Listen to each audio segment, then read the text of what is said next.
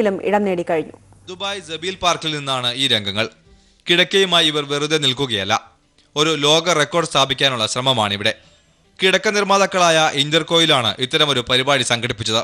കിടക്കയുമായി ഇന്റർകോയിൽ MD Hasan Abbas അൽ അസീം ആദ്യം പുറകോട്ട് മറിഞ്ഞു വീണു. പിന്നീട് ഓരോരുത്തരായി പുറകോട്ട് മറിയാൻ തുടങ്ങി. 344 പേരാണ് ഇങ്ങനെ തുടർച്ചയായി കിടക്കയോടൊപ്പം പുറകോട്ട് മറിഞ്ഞു വീണത്. മൊത്തം സമയം 2 മിനിറ്റ് 56 സെക്കൻഡ്. ലോകത്തിലെ ഏറ്റവും നീളം കൂടിയ ഔട്ട്ഡോർ ഹ്യൂമൻ മാട്രസ് ഡൊമിനോസ് എന്ന ലോക റെക്കോർഡാണ് ഇവിടെ സ്ഥാപിക്കപ്പെട്ടിരിക്കുന്നത്. ഇതുവരെ വേൾഡ് റെക്കോർഡിന്റെ പരിപാടിയിലൊന്നും കാണാനോ പങ്കെടുക്കാനോ കഴിഞ്ഞിട്ടില്ല.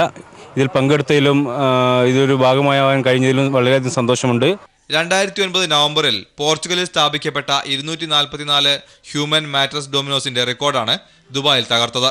ഇത്തരമൊരു ലോക റെക്കോർഡ് സ്ഥാപിക്കാനായതിൽ സന്തോഷമുണ്ടെന്ന് ഇന്റർകോയിൽ MD ഹസൻ അബ്ബാസ് അൽ അസീം പറഞ്ഞു. It's very nice. I'm glad that everybody is happy. I'm glad everybody enjoyed it. It was a very nice event, and as I said earlier, when we broke in the largest bet set record, not everybody was there during the event, but the nice thing about this specific event that everybody was actually part of the record. മലയാളികൾ അടക്കമുള്ള വിവിധ രാജ്യക്കാരാണ് ഈ ലോക record സ്ഥാപിക്കൽ യജ്ഞത്തിൽ പങ്കാളികളായത്.